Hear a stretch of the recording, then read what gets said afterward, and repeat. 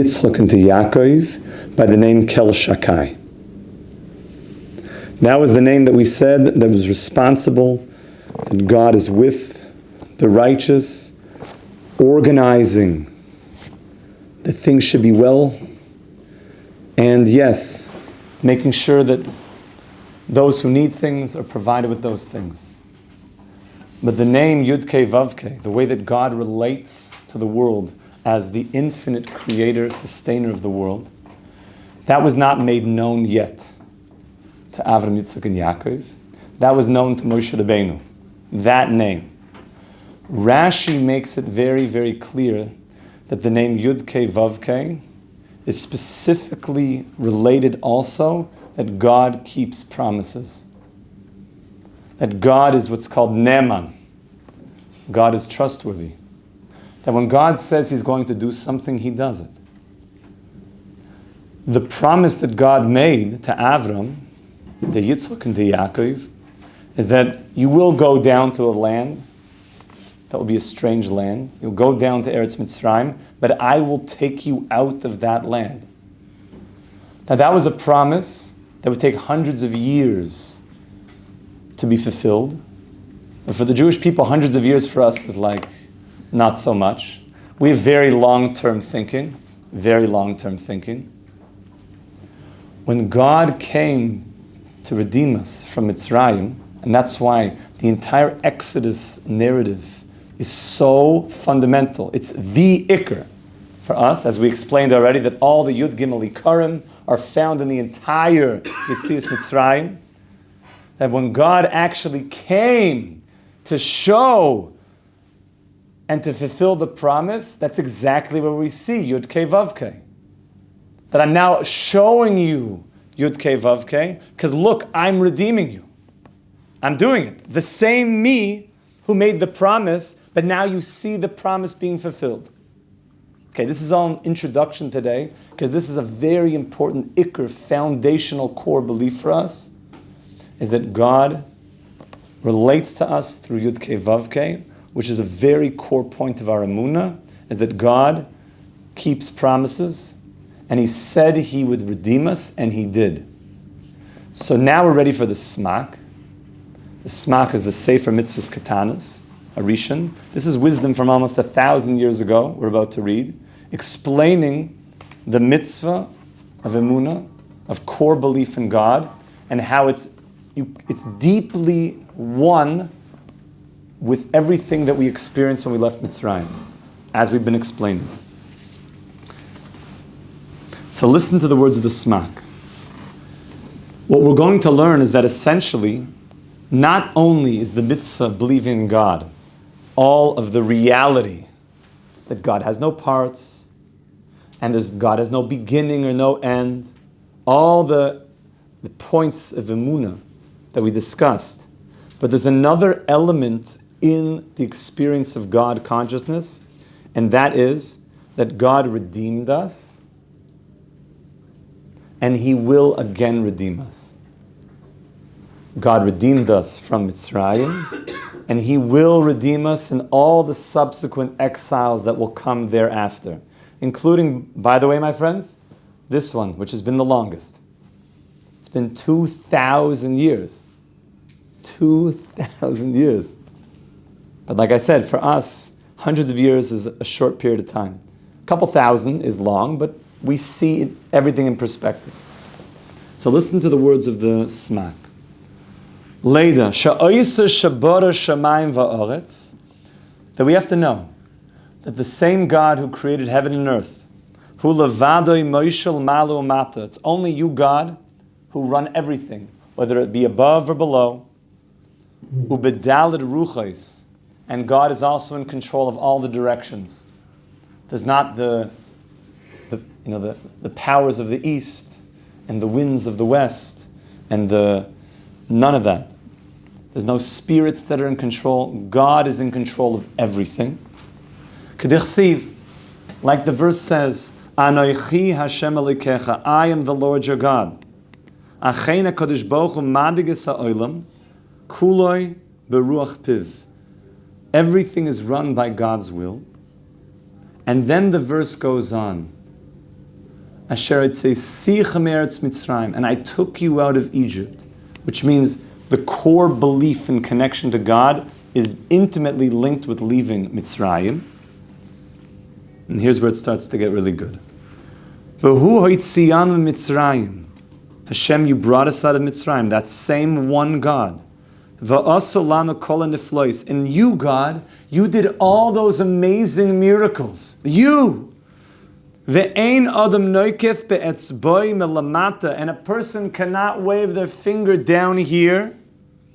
Ella imkein machrizin alav melamala. Unless God decrees that you should be able to move your finger. Like we mentioned on Shabbos, that Noach Weinberg, of blessed memory, would ask people, can you save the world? He said, well, me? I don't know. Like, save the world? Can you move your finger? Yeah, sure, I can move my finger. Heretic! What do you mean? I thought I'm like a good religious guy. Heretic! What's the problem? You think that you can move your finger down here, as if to say like you're doing it by yourself, but save the world? Oh, you can't do that. Well, isn't it God that's letting you move your finger right now? Well, if God can help you move your finger, why can't God help you save the world? It's the same God. Which means once we have a core belief in God, that God is running everything, He can help us do great things, especially the things that He wants. Hashem wants a world of peace. And He wants us to be the active players in it, the harbingers of it. Shenemar.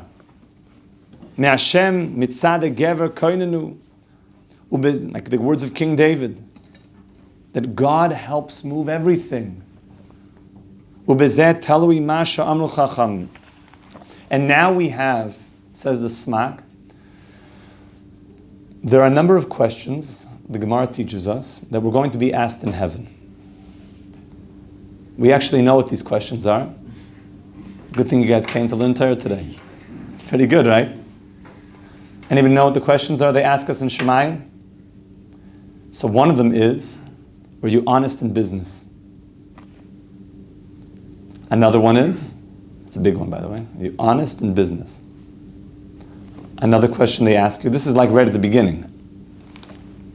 Another question they ask us is, Kavata itim l'Torah, did you establish set learning times? Which sounds like, it doesn't just mean like, of course I learned Torah, God. No, but did you set those times as being sacred? But I was in the middle of like a business thing, like, oh, whatever. I just spaced out. No, or did you set that those times are sacred? That's what you do. There's somebody I know, a very big businessman, and he went to the Toldos Aaron Rebbe, and the Toldos Aaron Rebbe told him, he said, if you want to be successful in your business, so he said, but he made it even, he sharpened it. He said, daven nates every day, the sunrise prayer, which means you have to be up, sometimes of the year, 4 a.m, whatever. Be up at the crack of dawn, daven the sunrise prayer, and then lock yourself in a basement for 5 hours and learn Torah. No phone, no nothing. This is like a big CEO type. No phone, no nothing, no WhatsApp, no whatever the last seen at is not any of those hours. Completely cut off. Just steiging. Somebody needs you, if God forbid, there's what's called pikuach nefesh, God forbid, so they'll go down into the basement, into your cellar, and they'll find you. But other than that, you are just in your bunker, you're just sitting at your stender, learning Torah.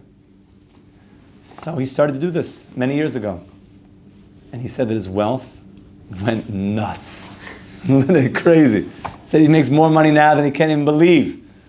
What do you mean? But he works way less. He spends 5 hours cut off just steiging. He says those hours you don't mess around. Kavatam itim l'Torah, that you set learning times. And there's another question that we're asked when we get to heaven. Tzipisa Yeshua, were you yearning for Moshiach? Were you yearning for the Geula? That's a mitzvah. Were you yearning for the redemption?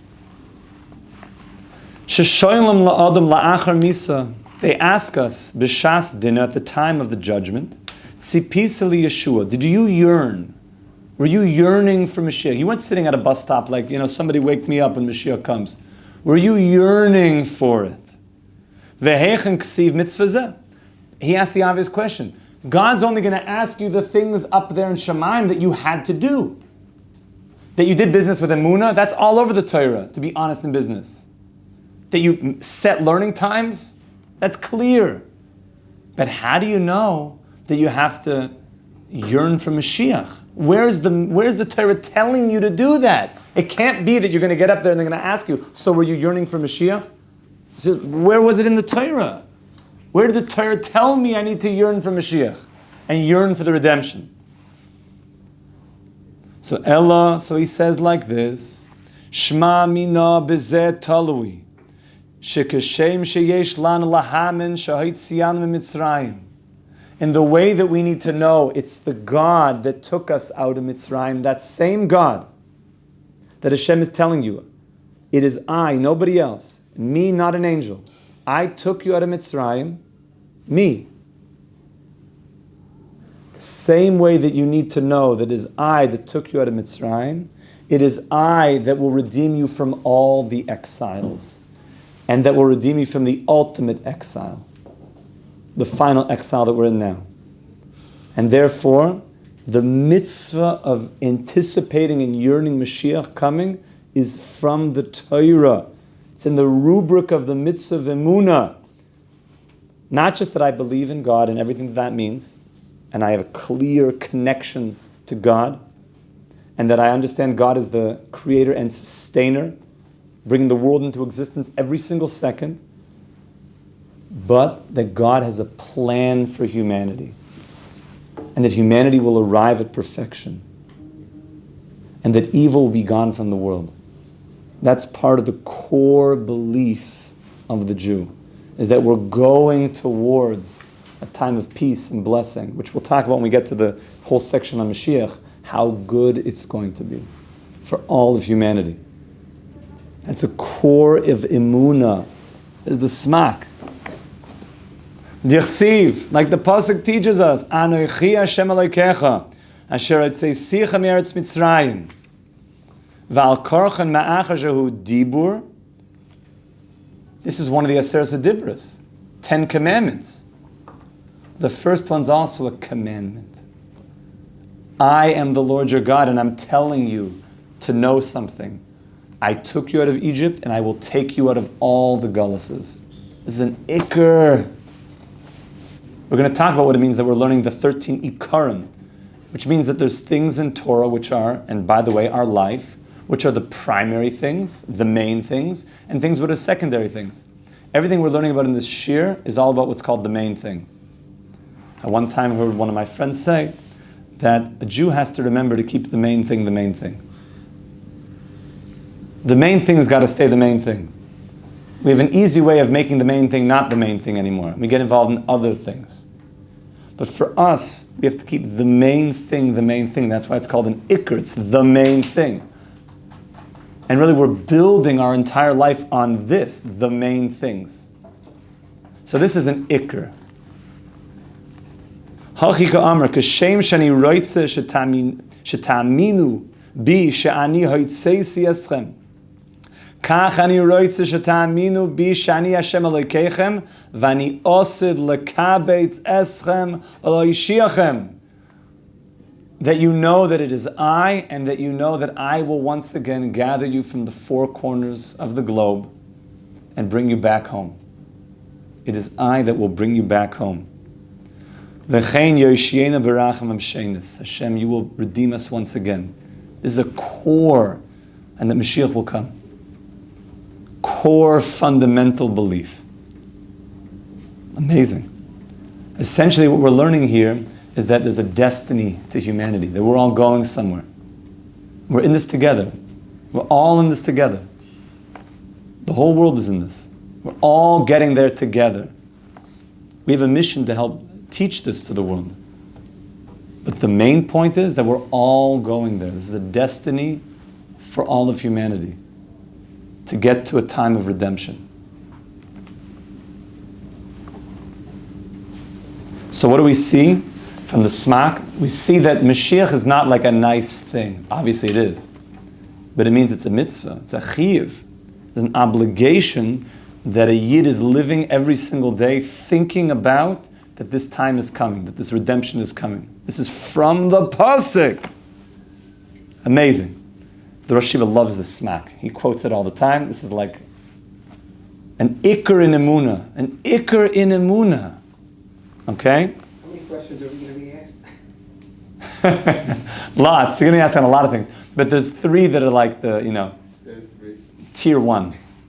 You want to have good answers for those three. It's going to be prepared. Yeah, till 120 years we should all live. Bezrat Hashem. So, but there's no such thing as like I was caught off guard.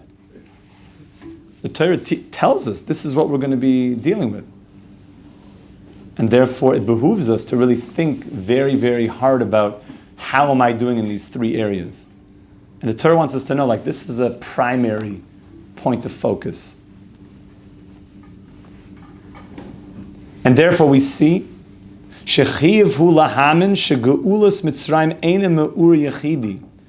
the leaving of Egypt wasn't an isolated event. It was teaching you about a destiny that would be going on together. That this will be something that it wasn't a one-time occurrence, but that this is a theme now, that there will be exile and there'll be redemption.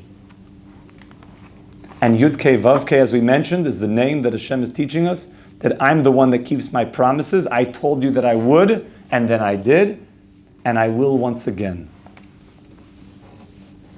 That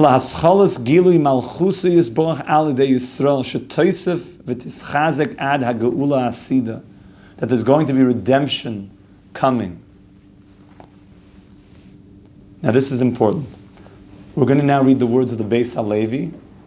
The Beis Halevi was from Brisk, Rav Chaim Brisk's father, the grandfather of the Brisker Rav. He writes wondrous words on emunah and bitachon. Let us now learn his words. Where did the root of this come from? Where is the root that even comes before the giving of the Torah? Where do we see the root of this? That Hashem is, so to speak, going to be with us and stay with us even through the exile and then ultimately bring the redemption. Where do we see the roots of this? So that's where the promise is. But where do we see that the exile is really beginning? We see it when Hashem is talking to Yaakov, to Jacob. When Jacob goes down to Mitzrayim, right? Jacob's going down to Mitzrayim. There's a famine. And Jacob understands that this is really the beginning of the prophecy that was foretold. That him and his children will go down to a strange land. So listen to what the Torah says. Anochi ered imcha Mitzrayim. I will go down to Mitzrayim with you. Vanochi alecha gam ale. I will also lift you up from there. I will go down and I will also bring you out. So says the Beis Halevi. Kan ba loy hagedoyle shebechol ha'avtachas, the greatest of all the promises. She'nikra shmoy al Yisrael ve'akavana bezeh. What Hashem is saying is that I'm going to go. He's talking to Yaakov, to Yisrael. It's the same person. It's talking about two parts of the consciousness of the person. I will go down with you and I will be with you. I will be with you, Yisrael. I'm going to bond myself to you. Two parts of the consciousness? What does that mean? The Yaakov Avinu, he was born Yaakov, and then he unleashed a higher part of him called Yisrael. Yaakov means the Akev, that he was holding on to the Akev of Esav, but his name is a Yud Akev. He should have been called Akev. Why is it Yaakov? So Akev means that he will bring the Yud all the way down to the Akev. And Yisrael means Li Rosh, to me is a head, which means Yaakov connecting to the higher part of him. Yaakov is when he then is existing in this world, Yisrael is when he's existing in the higher plane, and that's why his two wives that were the matriarchs, Rachel and Leah, Rachel was the shidduch of Yaakov. Yaakov oyeves Rachel, he loves Rachel. But Yaakov is the connection that he has outside of the land. That's why Rachel passes away on the way in. She doesn't live here. But Yisrael, his shidduch is Leah. Leah and Yisrael are bonded, and Yaakov and Rachel are bonded. Okay? So these are the two levels of consciousness happening inside of Yaakov. There's a lot that goes on about what all that means. So Hashem says, I'm going to bond myself. I'm going to go down with you, with Yisrael, to Mitzrayim. Hakavana bezeh. This is very important. De la'olam loy yefarsem shem kevoidai ba'olam al yedei ma'isa hayotz achutz l'derech hateva rak be'emtsois tzorech Yeshuas Yisrael. Hashem says, I'm bonding myself to you. I'm going to go down to Egypt with you, and I'm going to reveal myself in the world through the miracles that we're going to make while Yisrael is coming out of Egypt. That's going to be a way, Hashem says, that I'm going to share my name to the world. The world will come to know me through the miracles of you leaving Mitzrayim. And that's why we're so into this. Like we said, not because of like old school slavery stuff and bring us our reparations. No, it's because that was the place where all the revelation of God is coming through. And that's why we have it on our tefillin, that's why we have it on our doorpost, that's why we're all the time living with this. All of the Yesodis, the 13 Ikarim. That's why this whole series of introductions to the Yud Gimel Ikarim that we're doing now is that we're linking it all to Yetzias Mitzrayim. Because that's an ikr for us. And Pesach, everybody knows Passover is so Jewish. It's the formation of us as a people, because that's where we get the download of all the core beliefs. And then it culminates at Har Sinai, and it's given to the people that were there watching it happen. Va'ali de Yeshuas Yisrael. We'll finish this Beis HaLevi next time. Yefarsem gam kevoida b'chol oilam. And when the miracles are happening, and when Yisrael is doing their job, then Hashem's name will become great all over the world. Therefore, there's a responsibility that we have to live by this. B'chol ma'ase b'chol zman she Yisrael b'shiflus chalila mameli yegam kevoidoi behester behelim. And God forbid, when Klal Yisrael is in a low state, and we're not keeping Torah and mitzvahs, sadly, chalila, then it means that Hashem's name is also, doesn't look good. It's called a chilul Hashem. What is a chilul Hashem? It doesn't just mean if God forbid, a Jew does a Ponzi scheme. God forbid. That's the word, that's the biggest chilul Hashem ever. Chilul Hashem means when there's a gap, a space, a halal, where it looks like God is not there. That's what it literally means, like a halal. Like chiloni means that there's a space. They're making a space and saying, God forbid, God is not here. If somebody says, ani chiloni, it means that I'm pushing away. That's not a good thing. But when a person is doing what's called Kiddush Hashem, they're bringing God's name into the world through Torah and mitzvahs. That's our job.